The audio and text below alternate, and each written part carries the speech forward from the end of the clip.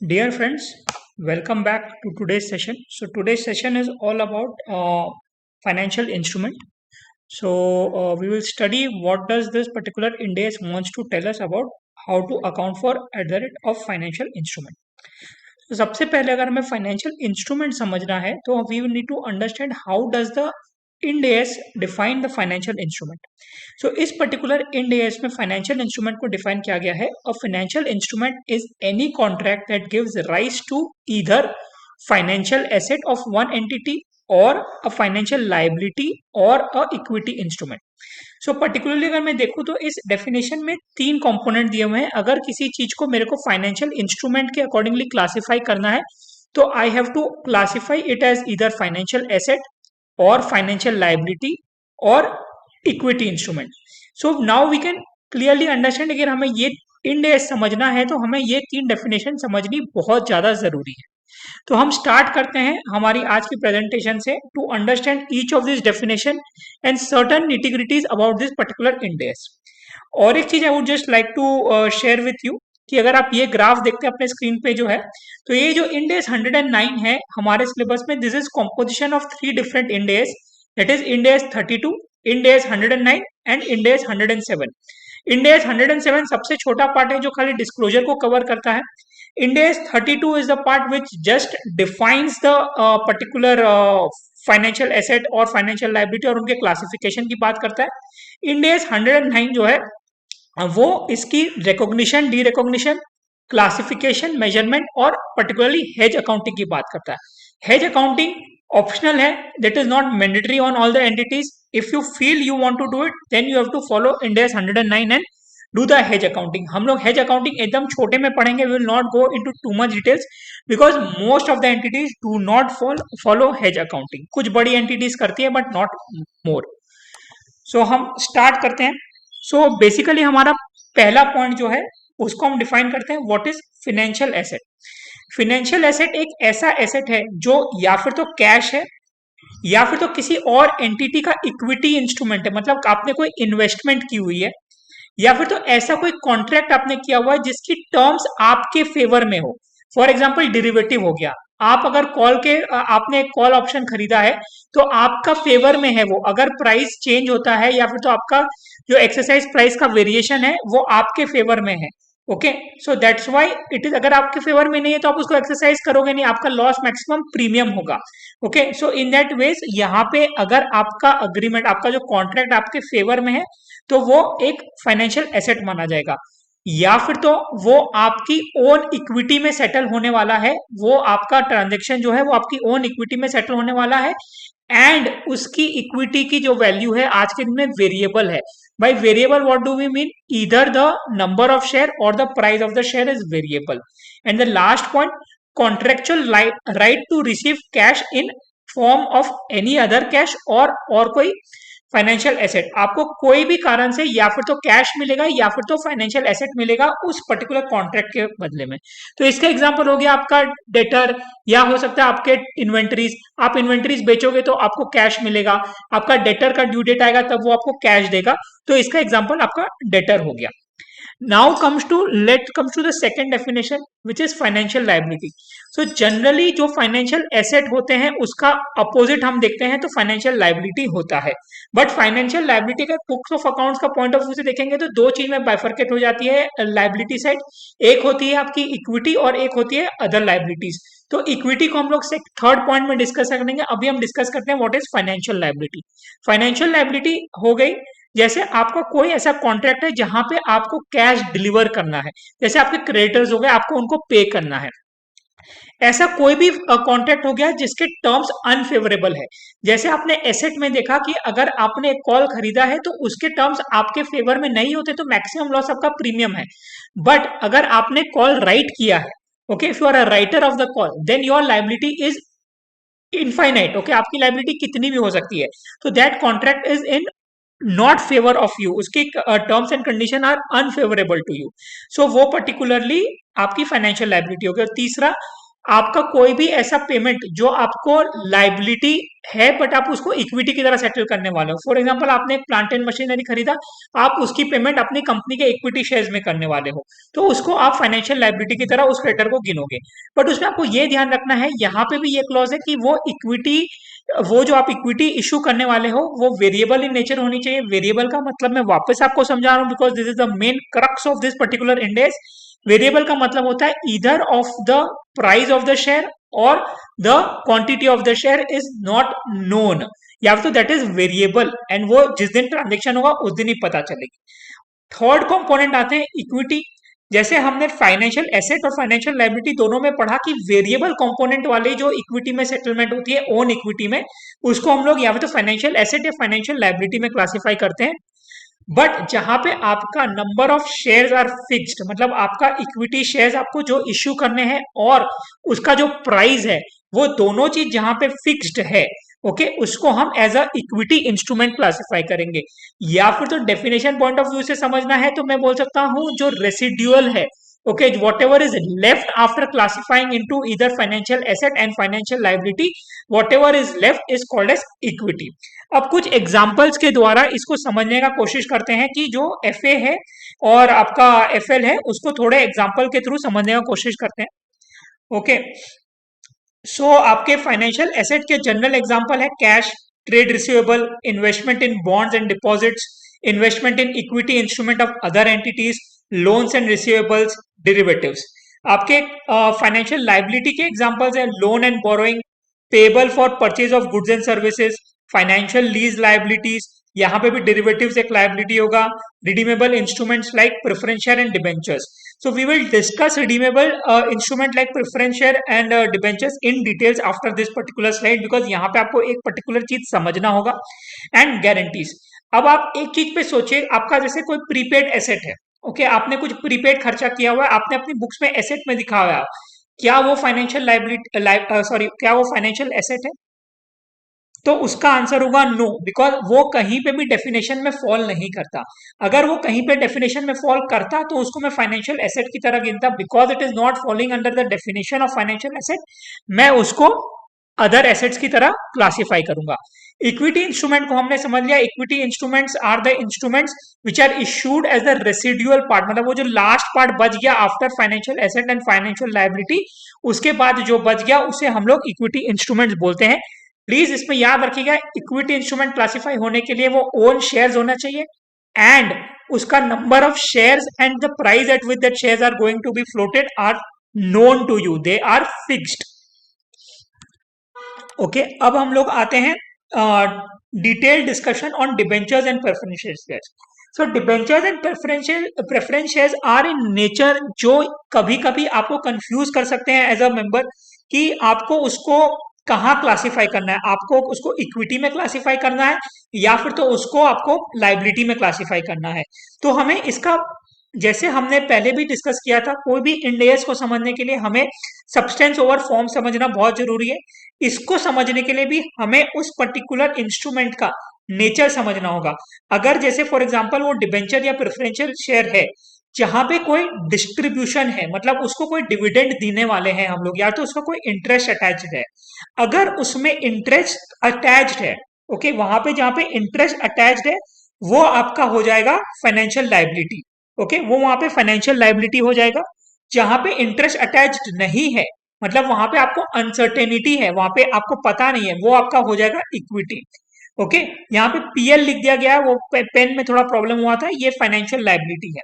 जहां पे रिडेम्पशन आपका आपको पता है कि ये पक्का पक्का रिडीम होने वाला है, तो वो आपका फाइनेंशियल लाइबिलिटी होगा। जहां पे आपका इंस्ट्रूमेंट परपेचुअल इन नेचर है, जहां पे आपको आज के दिन पे नहीं पता है कि ये किस तरह के से सेटल होगा या फिर तो इसका रिडेम्पशन किस तरह से होगा, वो आपका इक्विटी इंस्ट्रूमेंट है। ओके, से फॉर एग्जांपल आपने प्रेफरेंस शेयर आप होल्ड करते हो, ओके, और वो इरिडीमेबल इन नेचर है या फिर तो बहुत लॉन्ग टर्म के हैं जिसका आपको आज के दिन में पता नहीं, तो उसको मैं इक्विटी की तरह क्लासिफाई करूंगा। अगर वो रिडीमेबल है तो मैं उसको एज अ फाइनेंशियल लाइबिलिटी की तरह क्लासिफाई करूंगा। और लास्ट पार्ट आते हैं कन्वर्जन। अगर आपकी इंस्ट्रूमेंट में एक कन्वर्जन क्लॉज अटैच्ड है, ओके, अगर उसमें आपका number of shares that are going to convert और the number of price at which it is going to convert वो सर्टेन नहीं है, तब तो आप फाइनेंशियल लाइबिलिटी की तरह क्लासिफाई करोगे। अगर आपका number of shares and the price at which it is going to get convert वो आपको पता है और ये कंपलसरी कन्वर्जन है, तो आप उसको इक्विटी की तरह क्लासिफाई करोगे। अगर वो कंपलसरी नहीं है तो आप पूछोगे सर वो कंपलसरी कब नहीं होगा? अगर आपको इधर कॉल का राइट दिया गया होल्डर को, या फिर तो जो जिसने इशू किया है उसको राइट दिया गया है। अगर आपको मैंने राइट दिया है, आप अगर होल्डर हो उस इंस्ट्रूमेंट के और मैंने आपको राइट दिया है, okay, that is called as embedded derivative. Okay, उसमें मैंने आपको राइट दिया हुआ है, तो आप मेरे से कभी भी आकर उसका पैसा मांग सकते हो। ओके, बट उसकी इक्विटी शेयर्स मेरे को पता नहीं है, तो मैं इक्विटी पोर्शन का तो कुछ कर नहीं सकूंगा, तो मैं आप जो मेरे से पैसा मांग सकते हो उस कारण से मैं उसको एक फाइनेंशियल लाइबिलिटी की तरह अकाउंट फॉर करूंगा। बट मैंने जो शेयर्स इशू किए, मैंने मेरे पास जो कॉलिंग पावर है कि मैं कभी भी कॉल करके आपको रिडीम करके उसके बदले में इक्विटी शेयर दे सकता हूं।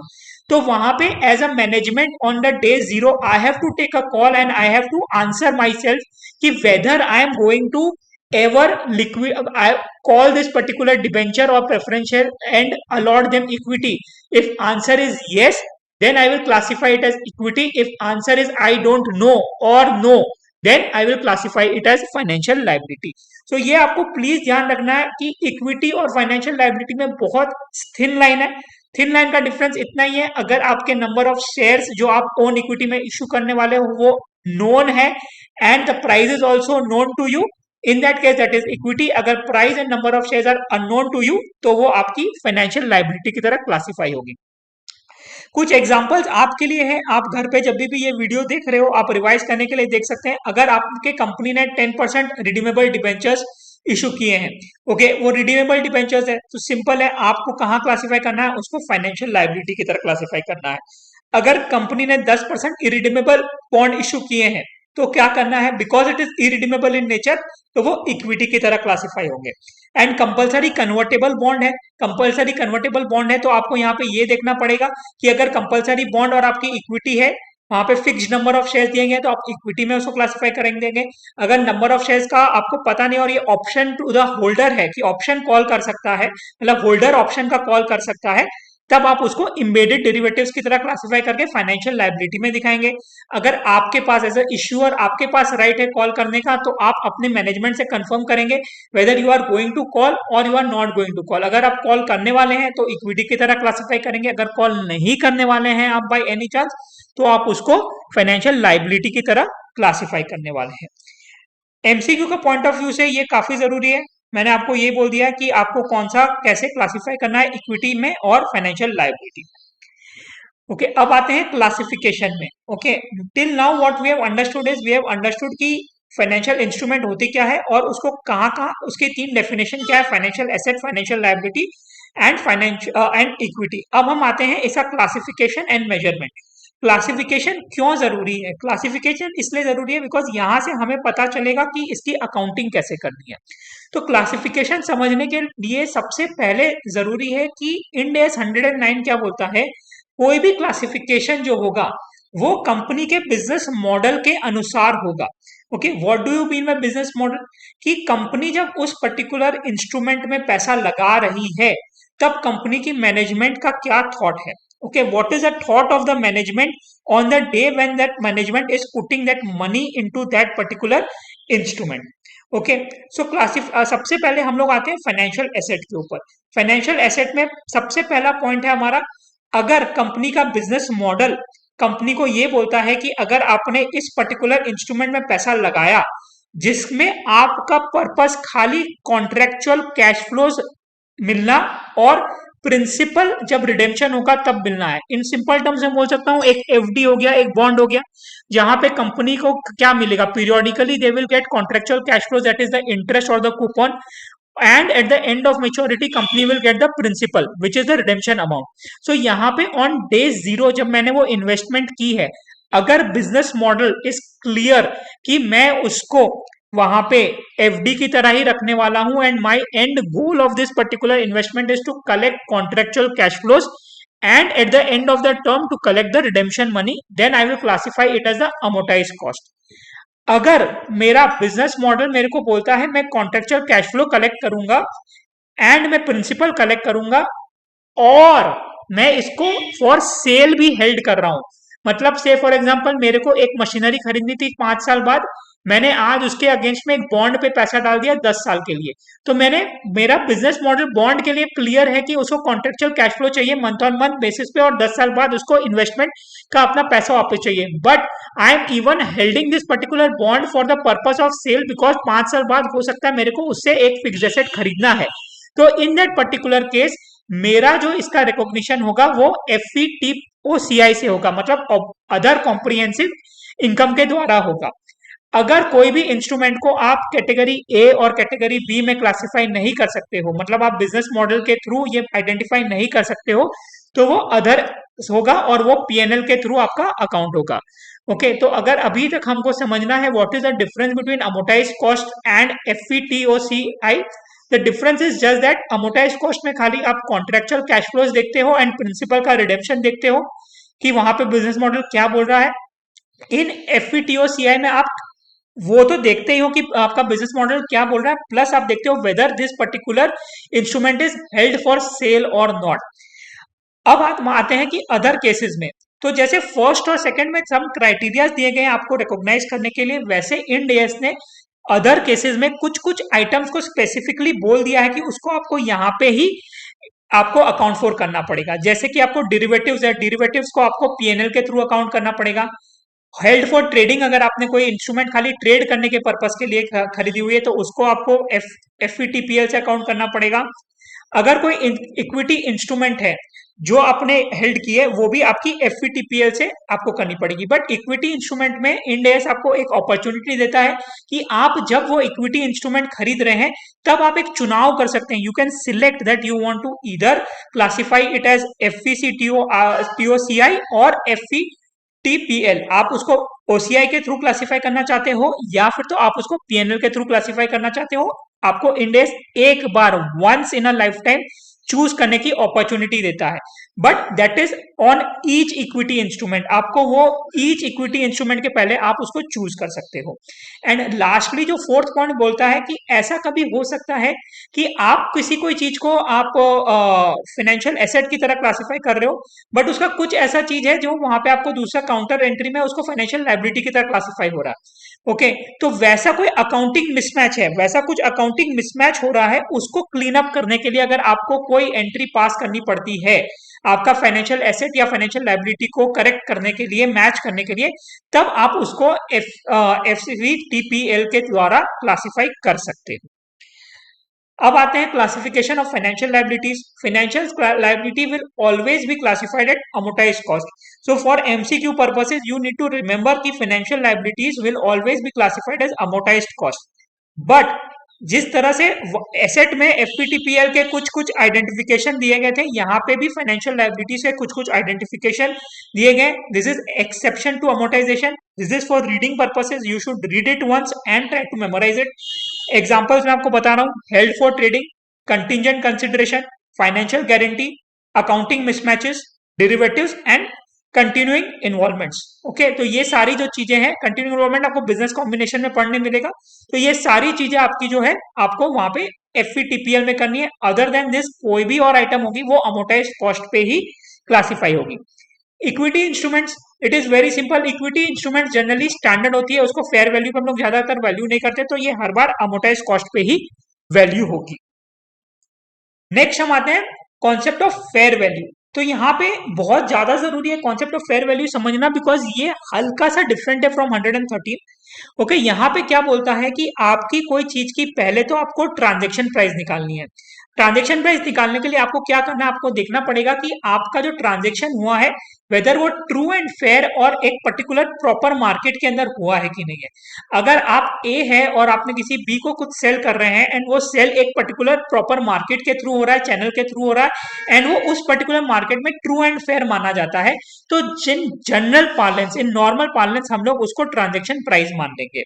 अगर वो मार्केट टर्म्स के अकॉर्डिंगली नहीं है, मतलब आपने किसी रिलेटेड पार्टी को बेचा है या फिर तो आप आपने कोई अनफेवरेबल टर्म्स में कोई पर्टिकुलर आइटम बेची है, तो उस केस में आप इंड एस 113 का दरवाजा खटखटाएंगे और उसको पूछेंगे कि सर मैं इसका वैल्यूएशन कैसे करूं। उसके लिए आपको 113 की जो वीडियो बनी हुई है आप उसको रेफर कर सकते हैं। तो आपको कभी भी ऐसा लगे कि जहां पे टर्म्स फेवरेबल नहीं है वहां पे आप 113 यूज करेंगे।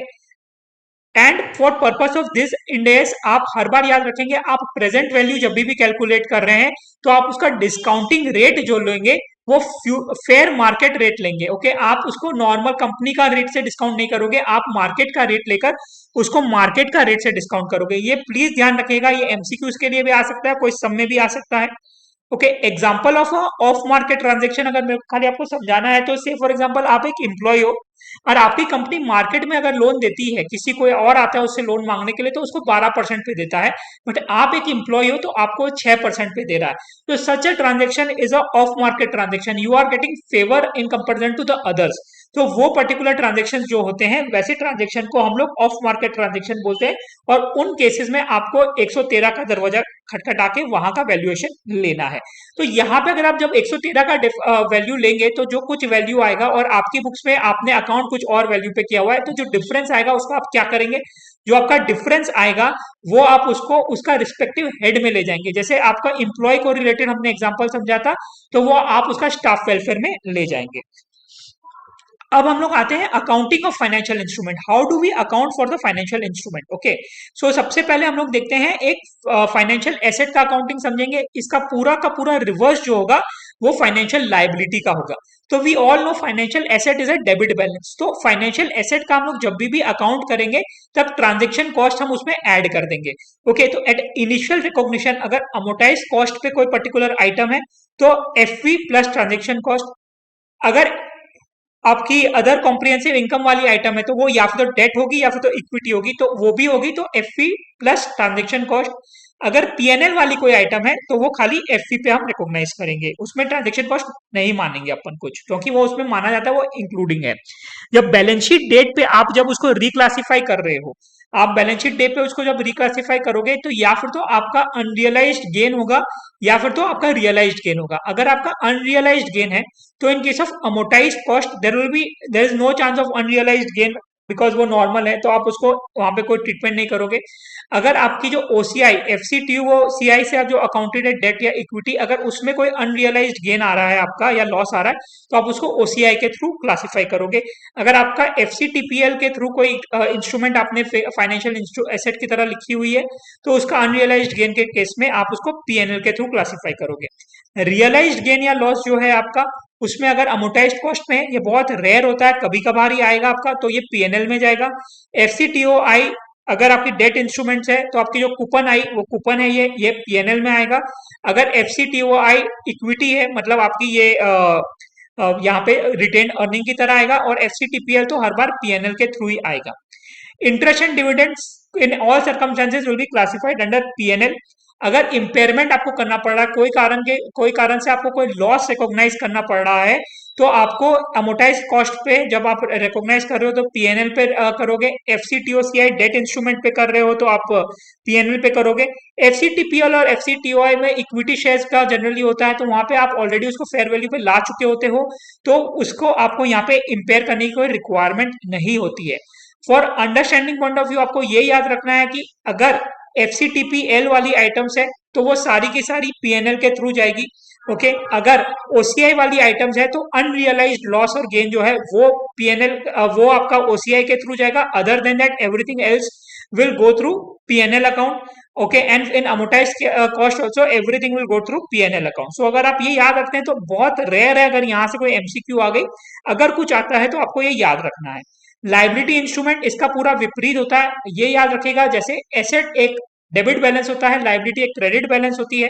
Liability is a credit balance, so the transaction cost we will subtract from liability, everything else remains the same, it is the copy paste of the above table. Transaction cost खाली यहाँ पे explain है, कहाँ पे add या less होगा, ये काफी थ्योरेटिकल इन नेचर है, आपको अगर टाइम मिले तो पढ़ लीजिएगा, I will not waste my time into it. अब फाइनल आते हैं जो सबसे आपको जिसके ऊपर कोई सम भी आ सकता है या फिर तो जहां पे आपको थोड़ा ज्यादा फोकस करना पड़ेगा, what is compound financial instrument. Okay, तो इसको समझने के लिए हम लोग एक एग्जांपल से स्टार्ट करते हैं। The example that we are going to take is of a convertible bond, कि सोचिए आप एज अ एंटिटी आपने कन्वर्टेबल बॉन्ड इश्यू किया मार्केट में, जो after 5 years will be getting converted into equity share. So now this particular bond has both the components, एक तो आपका लाइबिलिटी कंपोनेंट है जो आपको ईयर ऑन ईयर उसके अगेंस्ट में आपको इंटरेस्ट की पेमेंट करनी है, and at the end of the year, 5th year, आपको उसको कन्वर्ट करना है इक्विटी में। तो this has both the components. So how do you bifurcate between both this component? So in days आपको क्या बोलता है कि आपको जो इजियर है बाइफरकेट करने के लिए, ओके, जिसका कैलकुलेशन आप इजीली कर सकते हैं, तो इट्स वेरी सिंपल टर्म्स में अगर मैं बोलूं तो आप कभी भी कैलकुलेशन लाइबिलिटी का इजियर टर्म्स में कर सकते हैं, इक्विटी का कैलकुलेशन करना डिफिकल्ट होता है। तो आप लाइबिलिटी का कैलकुलेशन कैसे करेंगे? हमने बॉन्ड का कैलकुलेशन में भी सीखा है। आप कैश फ्लो लेंगे, उसको डिस्काउंट करेंगे और उसका जो समेशन आएगा उसका, that is the value of that particular bond. But आपने कूपन इशू किया है विद कन्वर्जन, तो आपका coupon rate will be always less than the market का कूपन रेट। सो यहाँ पे इंडेक्स आपको क्या बोलता है कि आपको डिस्काउंटिंग, जो आपको प्रेजेंट वैल्यू का फैक्टर लेना है, वो आपको मार्केट रेट ऑफ रिटर्न पे लेना होगा, एंड नहीं कि आपका जो कूपन रेट है। ओके, तो आप अपनी इंटरेस्ट इनकम, आपका जो इंटरेस्ट पेमेंट है वो डालोगे, that will be at your coupon rate. Present value will be at the market coupon rate, मतलब हो सकता है आपका कूपन आपने इशू किया था डिबेंचर 10% पे, उस समय मार्केट रेट है उसकी 12%, तो आप डिस्काउंटिंग उसको 12% से करोगे, और उसके वो कैलकुलेशन से जो वैल्यू ऑफ बॉन्ड आई उसको आप बॉन्ड के इशू प्राइस से माइनस कर दोगे। तो वैल्यू ऑफ बॉन्ड जो आई वो आप as a financial liability classify करोगे। आपने जो माइनस करके जो निकाली इशू प्राइस है वो आप उसको इक्विटी में क्लासिफाई कर दोगे। यहाँ पे भी सेम कॉन्सेप्ट आता है कि अगर आपका कंपलसरी कन्वर्जन है तो आप सिंपली उसको इक्विटी की तरह क्लासिफाई कर सकते हो बैलेंस अमाउंट को। अगर आपका होल्डर के पास ऑप्शन है तो आप उसको फाइनेंशियल लायबिलिटी की तरह ही क्लासिफाई करोगे, क्योंकि वो होल्डर आपसे कभी भी आकर पैसा मांग सकता है। अगर इशूअर मेरे पास कॉल के राइट है तो I have to ask my management कि मेरे को करना क्या है। This we have already learn and understood when we are discussing कि फाइनेंशियल लायबिलिटीज क्या है। डी रिकॉग्निशन, कंपनी को कब इसको डी रिकॉग्नाइज करना होगा? जब उसका financial risk and reward attach to the cash flows are over. In simple terms, अगर एसेट है तो उसके फाइनेंशियल रिस्क एंड रिवॉर्ड्स खत्म हो गए हैं, या तो लाइबिलिटी है तो भी उसके फाइनेंशियल रिस्क एंड रिवॉर्ड खत्म हो गए, तो मैं उसको डी रिकॉग्नाइज कर सकूंगा। इन सिंपल टर्म्स, या फिर तो मैंने उसको बेच दिया या फिर तो मैंने लाइबिलिटी डिस्चार्ज कर दी, मैंने एसेट को बेच दिया या तो लाइबिलिटी को डिस्चार्ज कर दी, तो इन दैट पर्टिकुलर सर्कमस्टेंसेज मैं उस पर्टिकुलर फाइनेंशियल एसेट या लाइबिलिटी को डी रिकॉग्नाइज कर दूंगा। अब एक अलग सा कॉन्सेप्ट पे आते हैं, ये उतना ज्यादा रिलेवेंट नहीं है हमारे आरवी के एग्जाम पॉइंट ऑफ व्यू से, but just for your understanding you should know what this particular thing is, कि अगर आपने पर्टिकुलर कोई भी चीज का अकाउंटिंग किया था एक पर्टिकुलर टर्म्स एंड कंडीशन के बेसिस पे, आपके बिजनेस मॉडल के बेसिस पे, अगर से for example terms and conditions significantly change, okay, after you have accounted in the second year और third year the terms and condition of that particular instrument significantly change, then what will you do? आप तब क्या करोगे?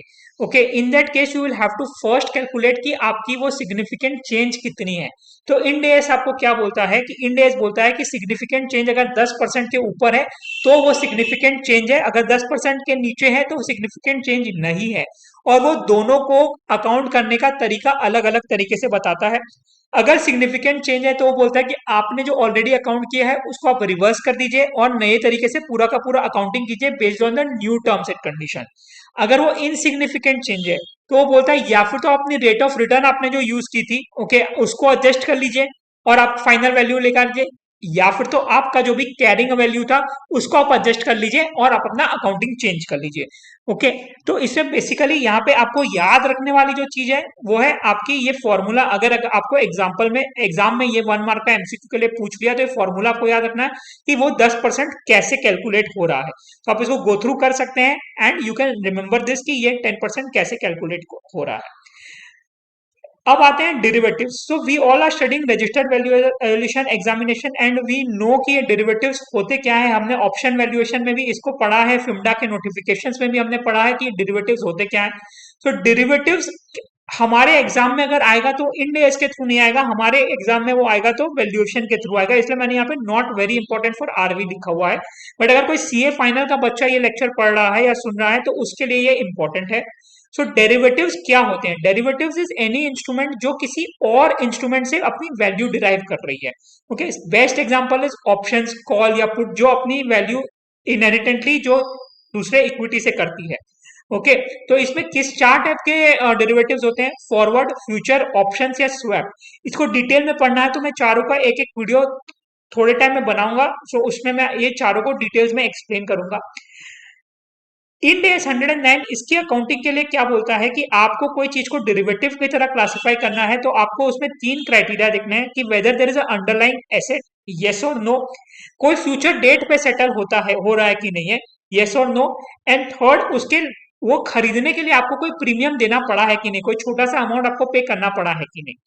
तो Indian scenario में आपको पता ही है, हम लोग यूरोपियन कॉल ऑप्शन की अकॉर्डिंगली अकाउंटिंग करते हैं, हमारे ऑप्शंस यहाँ पे यूरोपियन कॉल अकाउंटिंग में होते हैं, तो they are settled on a future date, we know that.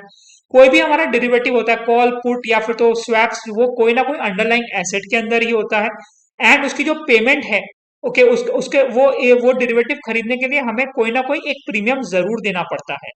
Okay, अगर वो अपनी कंपनी के इक्विटी, तो जनरली इसका अकाउंटिंग कैसे होगा? डेरिवेटिव्स का अकाउंटिंग एफए हो या एफएल हो, ओके, वो आपका फाइनेंशियल एसेट हो या फाइनेंशियल लायबिलिटी हो, ये एफवीटीपीएल के थ्रू ही अकाउंट होगा। अगर इक्विटी है तो वो इक्विटी के, अगर फिक्स नंबर ऑफ इक्विटी आप दे रहे हो तो वो आप इक्विटी की तरह ही क्लासिफाई करोगे। तो ये आप अगर नोटिस करोगे, हमने स्टार्टिंग में भी जब एफए और एफएल की डेफिनेशन पढ़ी थी तो उसमें हमने सेपरेटली उनके क्लासिफिकेशन में देखा था कि जब पीएनएल का क्लासिफिकेशन है तो डेरिवेटिव्स दोनों में अलग से दिखाया हुआ था। यहाँ पे उन्होंने और एक बार आपको एक्सप्लेन किया है और इसलिए मैंने आपको बताया कि डेरिवेटिव्स का अकाउंटिंग कैसे होगा। हेज अकाउंटिंग मेरे पॉइंट ऑफ व्यू से this is a very optional in nature, because आज के दिन में इंडिया में इसका ओवरऑल अकाउंटिंग ही ऑप्शनल है। Okay, so in that particular case do you even want to understand it to that level, तो that is completely your choice. Hedge accounting के लिए वो बोलता है क्या, उन्होंने 5 स्टेप दिए हुए हैं। पहले तो आप किस चीज के लिए अकाउंट करें उसको आइडेंटिफाई कीजिए, फिर उसकी इंस्ट्रूमेंट को आइडेंटिफाई कीजिए, फिर आप क्राइटेरिया चेक कीजिए जो हेज अकाउंटिंग के लिए इंडेक्स में दिए हुए हैं, वो क्राइटेरिया क्लासिफाई आइडेंटिफाई कीजिए, उसके अकॉर्डिंगली आप अपना क्लासिफिकेशन कीजिए। तो इंडेक्स क्या बोलता है, क्लासिफिकेशन 3 कैटेगरी में हो सकता है। एक तो ऐसी हेजिंग जो आप फेयर वैल्यू के लिए कर रहे हैं, एक ऐसी हेजिंग जो आप कैश फ्लो के लिए कर रहे हैं, और एक ऐसी हेजिंग जो आप इन्वेस्टमेंट इन फॉरेन करेंसी के लिए कर रहे हैं। तो जहां पे आप फेयर वैल्यू के लिए क्लासिफाई कर रहे हैं, तो वहां पे आप क्या चीज को प्रोटेक्ट करने की कोशिश कर रहे हैं? आप कंपनी के फेयर वैल्यूज को प्रोटेक्ट करने का कोशिश कर रहे हैं। जहां पे कैश फ्लो के लिए आप प्रोटेक्शन ले रहे हैं, तो वहां पे आप कंपनी के कैश फ्लो को प्रोटेक्ट करने का कोशिश कर रहे हैं। इन जनरल पार्लेंस, खाली for your accounting point of view, इसको पीएनएल के थ्रू क्लासिफाई करते हैं। इसमें समझने के लिए और बहुत कुछ है, बट आरवी का एग्जाम पॉइंट ऑफ व्यू से मैं ज्यादा डिटेल्स में नहीं जा रहा हूं। सो वो अगर आपके पहले 4 कंडीशन मीट हो जाती है तो आप इसको फाइनली अकाउंट फॉर करेंगे इंडेक्स 109 की तरह। तो बेसिकली मेरे को और एक चीज मेरे यहाँ पे प्रेजेंटेशन में छूट गई थी, तो मैं अपनी टेक्स्ट फाइल से आपको दिखा देता हूँ। That is reclassification. तो अगर मेरे को कोई भी फाइनेंशियल एसेट या लाइबिलिटी का रिक्लासिफिकेशन करना है तो वो मैं कब करूंगा? When and only when the entity changes its business model from managing the financial asset, reclassification of the financial asset is required. Such changes expected is very rare, मतलब आप अपना बिजनेस मॉडल जनरली बहुत rarely change करते हो। If the financial asset is reclassified from amortized cost to FCTPL, its fair value is determined at a reclassification date and gain on loss is transferred to P&L. अगर financial asset is reclassified as FCTPL to amortized cost, मतलब पहला वाला example के opposite, then its fair value at reclassification date will now become the carrying amount. Okay, general parlance में financial liability का reclassification allowed नहीं है। आप इसको पढ़ेंगे, ये बहुत सिंपल है, तो इसको आप कंप्लीट कर पाएंगे। ओके, तो मैं ये वाली प्रेजेंटेशन को अटैच करने का ट्राई करूंगा एंड आपको दे दूंगा। So this is nothing but end S 109। Okay, overall it is a very simple end S, यहाँ पे ज्यादा कॉम्प्लिकेशंस नहीं है, यहाँ पे ज्यादा कैलकुलेशंस आपके एग्जाम पॉइंट ऑफ व्यू से नहीं है। यहाँ पे आप इतना एक्सपेक्ट नहीं करते कि आरवी की एग्जाम में, रजिस्टर्ड वैल्यूएशन की एग्जाम में यहाँ से कोई सम उठ के आ जाएगा, but for theory purposes you should be knowing this and you should know how to account for it. So thank you for now. Please like share subscribe and comment on the video. जितने ज्यादा follower बढ़ेंगे उतनी मैं ज्यादा enthusiasm से मेरे को video बनाने का वो होगा। Thank you everyone.